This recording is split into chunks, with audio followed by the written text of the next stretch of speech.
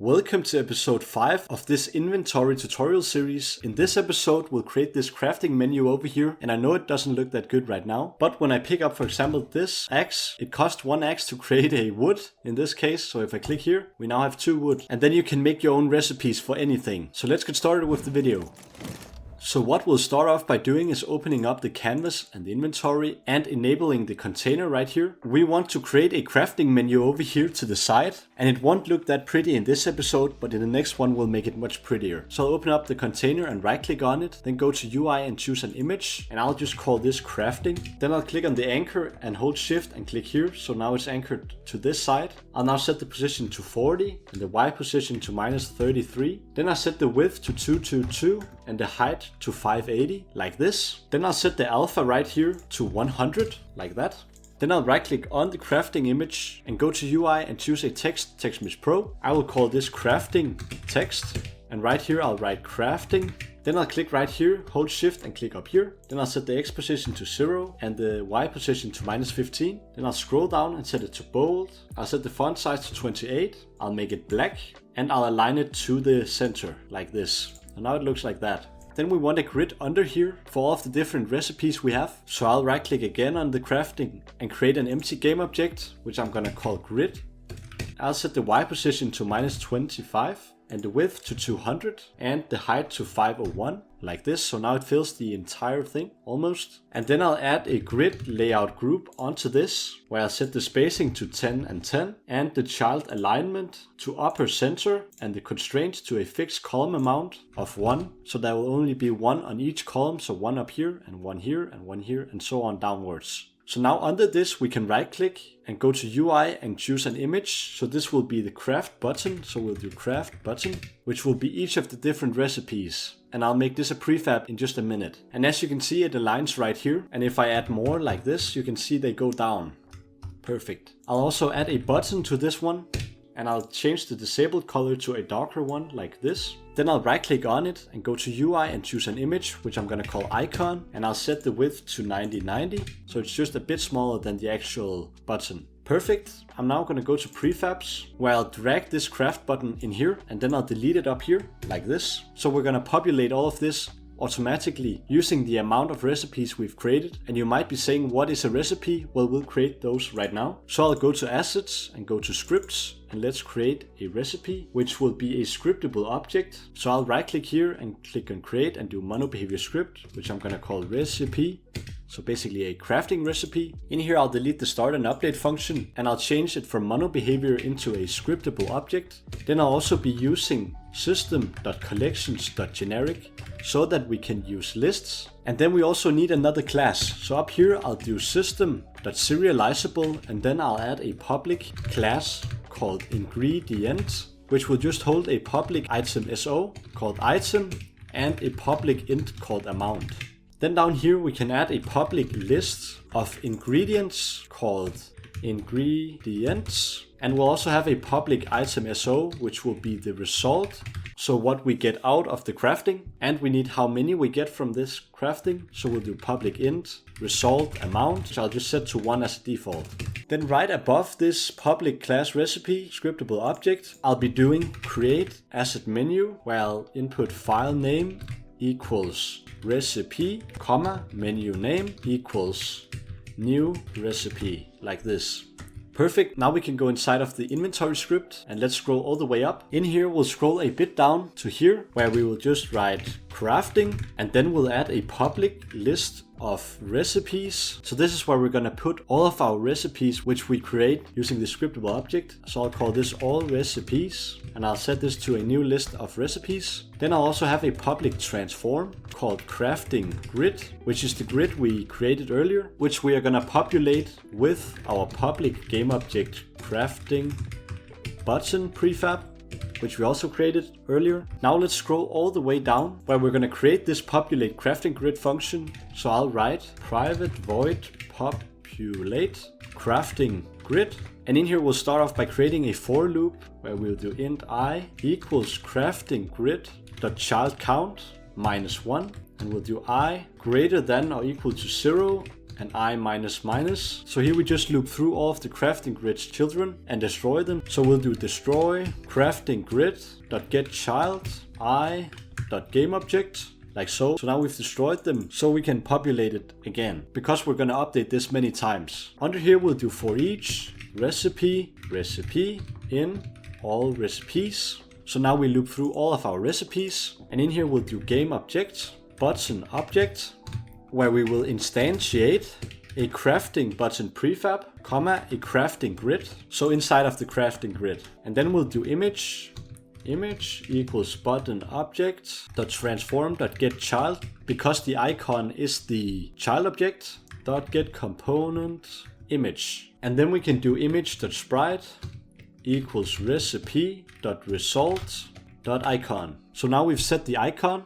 Then we can do button equals button object dot get component button. So now we have the button, where we now can do button dot interactable equals can craft. So we'll create a function for this, and we'll input the recipe, and we're going to create this function in just a minute. So then we'll also do button dot on click, where we will do dot remove all listeners. So we've removed them all, and then we'll add the one we need. So we'll do button dot on click dot add listener, where we will do parentheses, and we'll do this arrow. We'll do craft, and we'll write recipe in here. So we'll create another function called craft. So let's create these two functions. So I'll go under here, where I'll add a public void called craft, which will take in a recipe. And in here we can do if cannot craft, which is this function we'll create in just a minute, where we'll input the recipe. So if we can't craft, we'll just return. But if we can craft, we will consume the ingredients, which will also be a function we're going to create. And I'll do recipe, and we'll also add item. So we'll add the resulting item, which will be recipe.result, comma recipe.result amount, like this. So now we have the item and we have the amount. Then we can do the populate crafting grid, so we can update our crafting grid. And that's all we need inside of the crafting function. So let's now create the consume ingredients before we create this one. So let's do that right under here. So we'll do private void consume ingredients, where we'll take in a recipe called recipe. And in here we'll do a for each loop, where we will loop through all the ingredients. So ingredient in recipe.ingredients. In here we'll do int remaining equals ingredient.amount, and then we'll loop through all of our slots. So slot in all slots, where we'll first check if slot.has item, so not, because we have an exclamation mark in front. So if we don't have any items, well, then we will continue, which means we iterate one forward. Then also check if not slot.get item not equal to ingredient.item. So if we can't get that item, well, then we'll also continue and go to the next slot. And then we could do int take equals mathf.min, where we'll input slot.get amount, comma the remaining. Then we can do slot.set item, slot.get item, comma slot.get amount, minus the take amount, which we just calculated. Then we can check if slot.get amount is less than or equal to 0. Well, then we can do slot.clear slot, so it will be empty. And we can do remaining minus equal the take amount. And we can also check if remaining is less than or equal to 0. Well, then we can break out of this loop. Perfect, this is everything in here. So now we need to create the can craft function. So let's scroll down here and add a public bool called can craft, because we want to return a true or a false. And in here we'll input recipe. And in here we'll create a for each loop, where we will loop through ingredient, call it ingredients, then in recipe.ingredients. So here we'll check if we can actually craft. So I'll do int total found, which will be 0 in the beginning. And then we will loop through each of our slots. So slot in all slots, just like we did up here, where we'll check if slot.has item. And if it has an item, then we can do an AND, where we'll check if slot.get item is equal to ingredient.item. Well, then we can do total found plus equals the slot ingredient.getAmount, like so. Then under this for each loop, we can do if total found is less than ingredient.amount, well then we will return false. But if we found enough, we can then down here return true instead, like that. Now we just need to call this populate crafting grid a few places. So copy this and let's scroll up to our add item. So this function right here, add item. Right here where we return, we can do populate crafting grid and then just add this in here like this, remove it here. Then we need to do this down here too. So I'll just copy this and put it right here. And then we also need it down here at the end. We also need it when we drop an item, so scroll all the way down until you see handle drop equipped item right here, where we'll just add it at the bottom as well. And lastly, we also need it up here in the awake function. So right here, we'll also do populate crafting grid. So now we can head back into Unity. In here, I'll click on our inventory and we need to add a few things over here. So let's go to assets and let's create a new folder called recipes, where we'll add all of our crafting recipes. So I'll just right click in here and create a new recipe. And let's just call this crafting recipe for wood recipe, so that we for some reason can craft wood. And the ingredients we're gonna need to create this wood, well, let's say that will be an axe. So we need 1 axe to create 1 wood.